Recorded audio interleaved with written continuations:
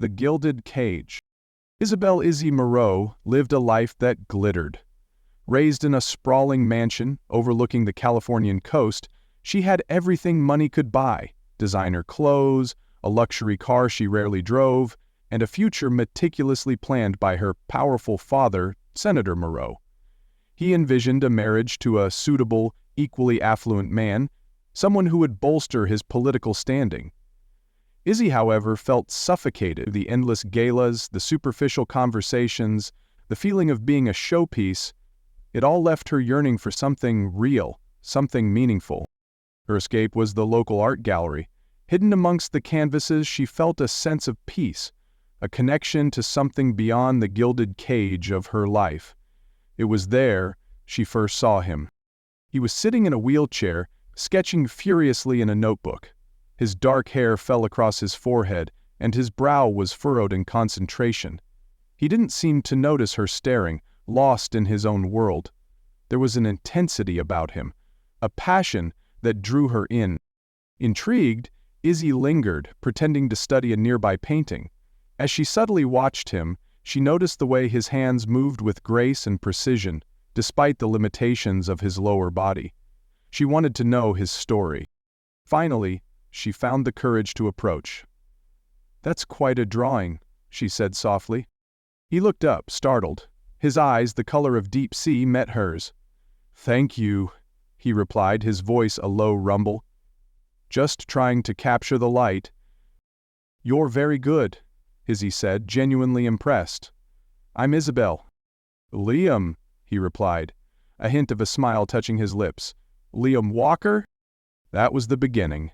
Izzy started visiting the gallery more often, drawn to Liam's quiet strength and artistic talent.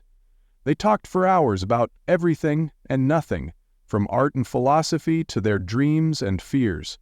She learned about the accident that had left him paralyzed, the grueling physical therapy, and his unwavering determination to live a full and meaningful life. Her father, of course, would have been appalled had he known she was spending her time with a disabled artist. He considered artists to be impractical at best and wastrels at worst. He would have considered Liam an unsuitable match in every conceivable way. One evening, after a particularly moving conversation about overcoming adversity, Liam reached for her hand. His touch sent a shiver down her spine.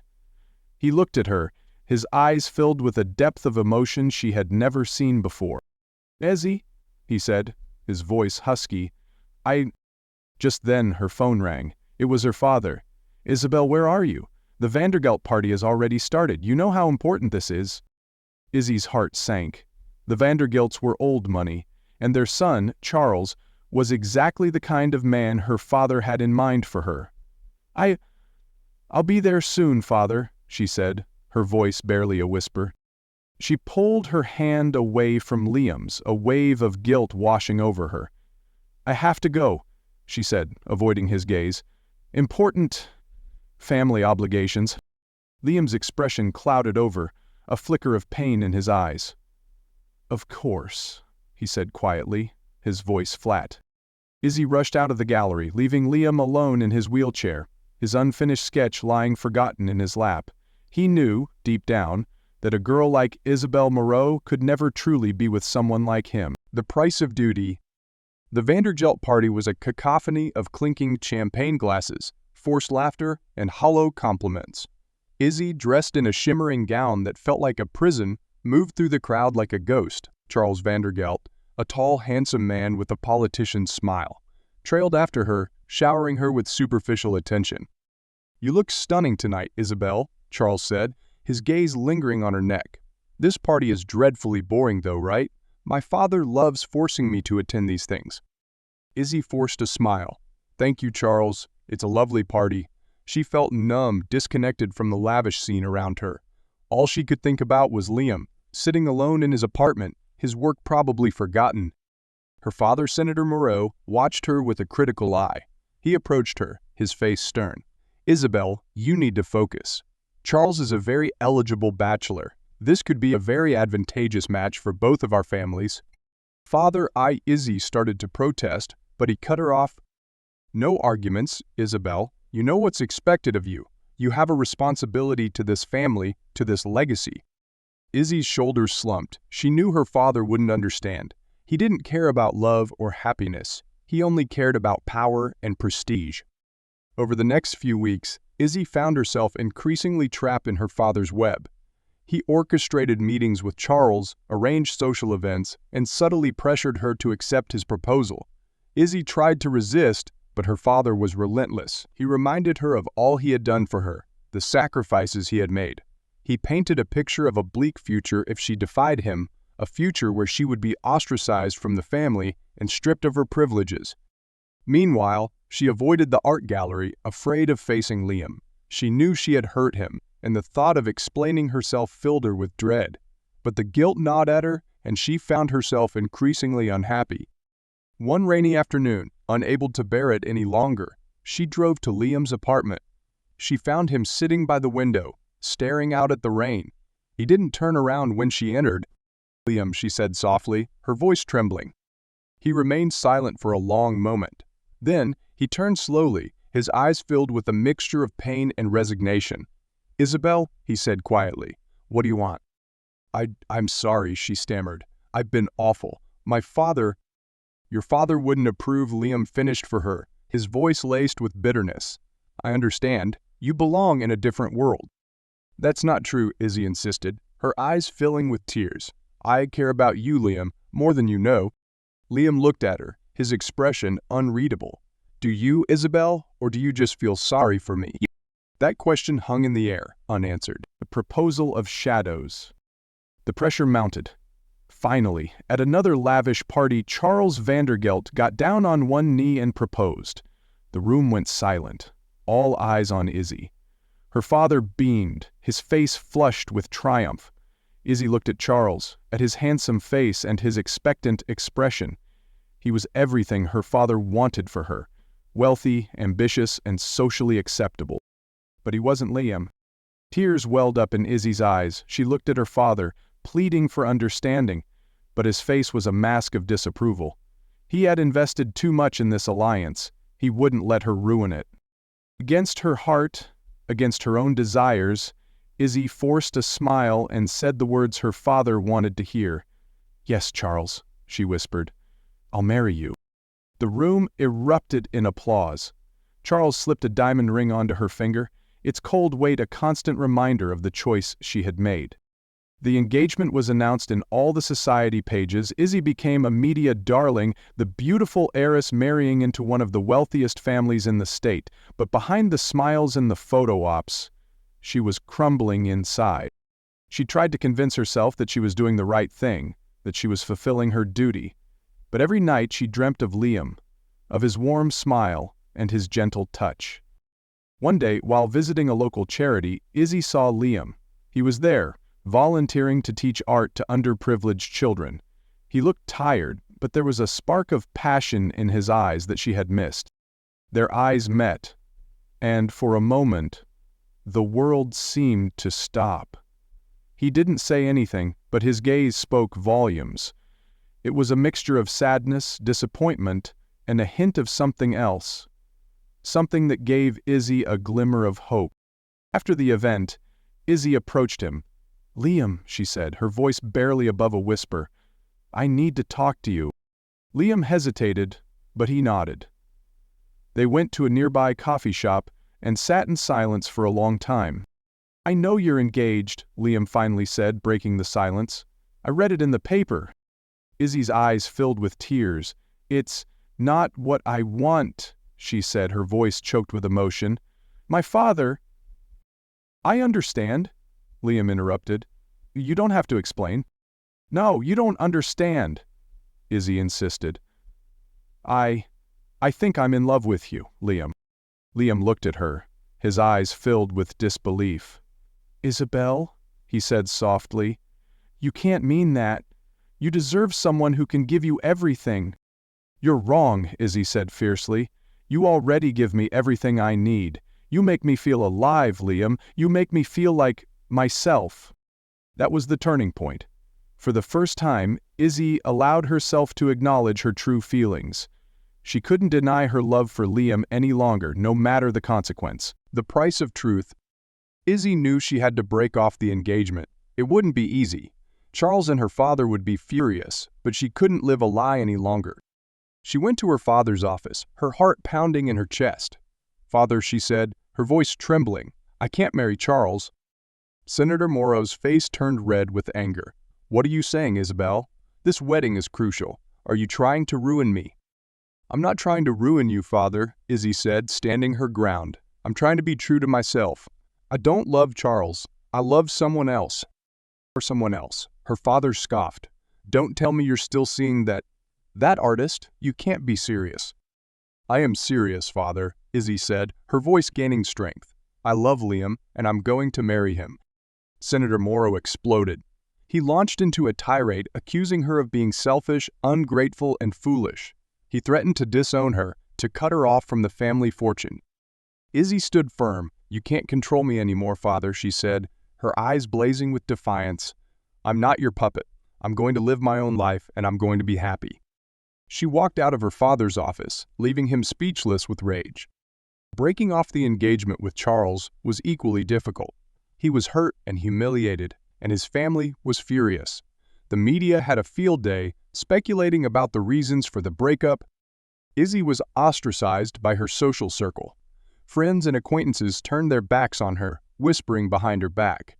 Her life, once filled with luxury and privilege, became lonely and uncertain. But through it all, she had Liam. He was her rock, her confidant, her unwavering support. He stood by her side no matter what. One evening, Liam surprised her with a small, intimate dinner at his apartment. He had decorated the room with fairy lights and candles and prepared her favorite meal. After dinner, he took her hand and looked into her eyes. "Isabel," he said, his voice filled with emotion, "I know things have been difficult for you. You've lost everything because of me." "Don't say that, Liam," Izzy interrupted. "I haven't lost anything. I've gained everything. Liam smiled and pulled out a small velvet box. He opened it to reveal a simple, elegant ring. "Isabel," he said, his voice trembling, "will you marry me?" Tears streamed down Izzy's face. "Yes, Liam," she whispered. "Yes, 1,000 times yes." They embraced, their love stronger than ever. They knew their life together wouldn't be easy. They would face challenges and obstacles that other couples didn't have to deal with, but they were ready to face them together, hand in hand. A twisted revelation. Just when Izzy felt like she was finally on the path to happiness, a shocking secret from Liam's past threatened to destroy everything. One day, a woman appeared at Liam's apartment. Her name was Sarah, and she claimed to be Liam's ex-girlfriend. She was beautiful and sophisticated, and she had a story to tell. "Liam and I were together before the accident," Sarah said, her voice dripping with bitterness. "We were engaged to be married, but after he was paralyzed, he pushed me away. He said he didn't want to be a burden to me." Izzy was stunned. She had never known about Sarah. Liam had never mentioned her. Sarah continued, "I tried to stay with him, but he wouldn't let me. He told me to move on, to find someone who could give me the life I deserved. So I did. I married a wealthy businessman and had a family." Izzy's heart sank. She felt betrayed. Why had Liam kept this secret from her? "But I never stopped loving Liam," Sarah said, her eyes filling with tears. "And when I heard he was engaged to you, I couldn't stay silent. I had to tell you the truth." "Ill presence?" "What truth?" Izzy asked, her voice barely a whisper. "The truth is, Liam is not the man you think he is," Sarah said, her voice hardening. "He's a manipulator, a liar. He used his disability to control me, to make me feel guilty, and he's doing the same to you." Izzy didn't want to believe Sarah, but her words planted a seed of doubt in her mind. She confronted Liam, demanding answers. Liam denied Sarah's accusations, but his explanations sounded weak and unconvincing. He admitted that he had pushed Sarah away after the accident, but he insisted that it was because he loved her and wanted her to be happy. He denied manipulating her or using his disability to control her. Izzy didn't know what to believe. She was torn between her love for Liam and her suspicion that he was hiding something. The tension between them grew. Izzy found herself questioning everything she thought she knew about Liam. She started to doubt his motives, his intentions, his love for her. One evening, while Liam was out, Izzy decided to do some investigating. She searched his apartment looking for clues. In a locked drawer, she found a stack of old letters. They were from Sarah, written before and after the accident. As she read them, Izzy's blood ran cold. The letters revealed a different side of Liam, a darker side. He was jealous, possessive, and controlling. He manipulated Sarah with guilt and emotional blackmail. He used his disability to gain her sympathy and to keep her bound to him. Izzy was devastated. She had been so blind, so naive. She had fallen for a carefully constructed facade. The man she thought she loved was a fraud. Tear the consequence. The heart unfolds. Armed with the truth, Izzy confronted Liam. The battle was explosive. Liam initially denied the claims, but Izzy refused to back down. She presented the letters and made him to accept all he had done. Their engagement was broken. Izzy was devastated by the revelation of Liam's past. While most people may not accept him for who he truly is, Izzy has her views different. During this period of time, she realized that all humans have flaws, and she decided to accept Liam for who he is, including his flaws. She still loved Liam and wasn't ready to just let him go. She met with Liam and made him realize that the reason he was doing such thing was because of his low self-esteem. She decided to work with him to overcome his low self-esteem and fix their relationship. Senator Morrow, witnessing his daughter's pain and her unwavering dedication to Liam, began to see Liam in a new light. He noticed that Liam was getting better, and he started to see traits in him that he never acknowledged. Senator Morrow finally accepted him. Liam took continuous therapy and eventually overcame the trauma and low self-esteem. A new beginning. Series and Liam decided to try again, armed with a deeper understanding of each other and a commitment to honesty. The wedding was far from the grand affair Senator Morrow had once envisioned. It was a small, intimate ceremony held in the art gallery where they first met. Friends, family including a grudgingly supportive Senator Morrow, and the children from the art program were there to celebrate their love. As Izzy walked down the aisle, her eyes met Liam's. There were tears in his eyes, but they were tears of joy and gratitude. She knew that they still faced challenges ahead, but they were ready to face them together. A true partnership built on honesty, acceptance, and unwavering love.